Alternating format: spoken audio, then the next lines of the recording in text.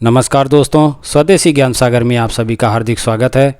तो दोस्तों, आज की वीडियो में हम चर्चा करेंगे आलू बुखारा के विषय में। उत्तर भारत के राज्यों में से अधिकांश कर आलू बुखारा के नाम से ही जाना जाता है और गुजराती में से पीच और आलू बुखारा कहते हैं और नेपाली में से आरू बुखारा कहते हैं। और इसकी बात करें तो हिमाचल, उत्तराखंड, जम्मू और कश्मीर, दक्षिण भारत के नीलगिरी पहाड़ियों पर ऊंचाई वाले स्थानों पर ये पैदा होते हैं।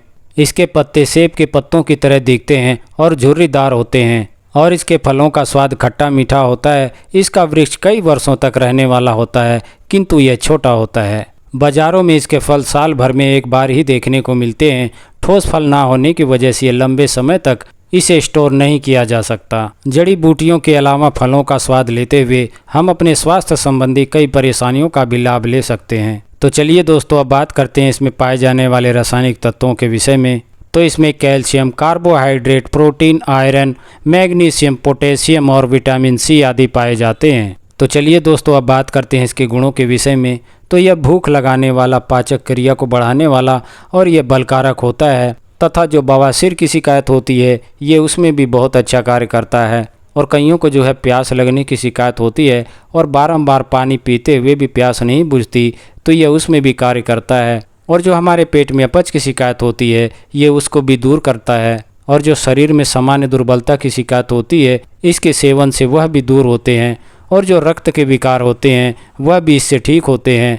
और जो दर्द की शिकायतें होती हैं इसमें भी ये बहुत अच्छा कार्य करता है। और जो उल्टी की शिकायत होती है उनमें भी ये बहुत फ़ायदा करता है। और जो पित्त की गर्मी की वजह से बेचैनी और तनाव की शिकायतें होती हैं ये उनमें भी बहुत फ़ायदा करता है। तो दोस्तों, जब इतने सारे रोगों को यह दूर कर सकता है तो भला इसका प्रयोग क्यों न किया जाए और इसका प्रयोग करके क्यों न लाभ लिया जाए। तो चलिए अब बात करते हैं इसके गुणों के लाभ लेने के विषय में। तो सबसे पहले मैं यहाँ पर नक्सीर के विषय में कहना चाहूँगा।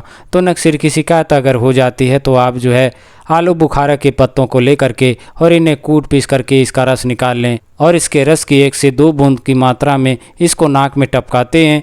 तो इसको नाक में टपकाने से जो नक्सीर की शिकायत होती है उसमें बहुत ही अच्छा लाभ करता है। तो चलिए अब बात करते हैं प्यास की अधिकता के विषय में।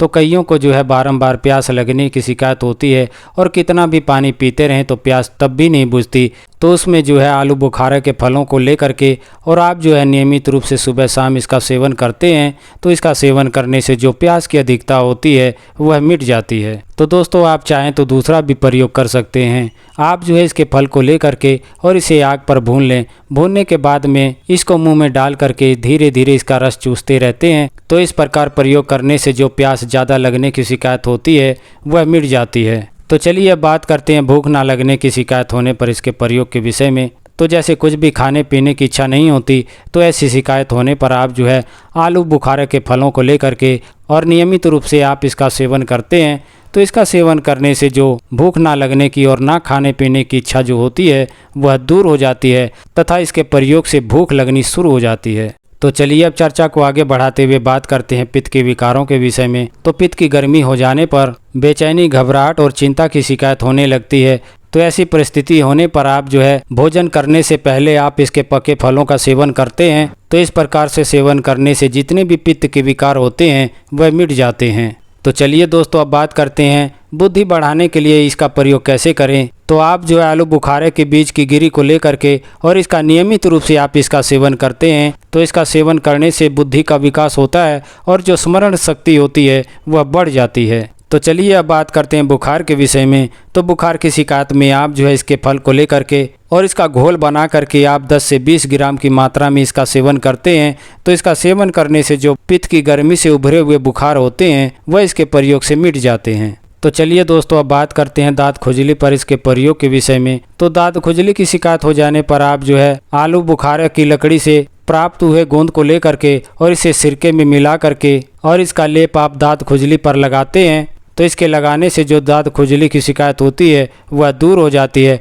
तथा इसी का प्रयोग आप गंजेपन पर भी कर सकते हैं। तो इसका प्रयोग करने से जो गंजेपन की शिकायत होती है वह भी दूर हो जाती है। तो आशा करता हूँ कि मेरी ये जानकारी आपको पसंद आई होगी। मेरी ये जानकारी आपको पसंद आई है तो कृपया करके चैनल को सब्सक्राइब करें और इस वीडियो को लाइक और शेयर करें। साथ में बेल आइकन को भी प्रेस कर लें ताकि आने वाली हर वीडियो आप तक पहुँचती रहे। तो आपके स्वास्थ्य की कामना के साथ अब मैं आपसे विदा चाहूँगा।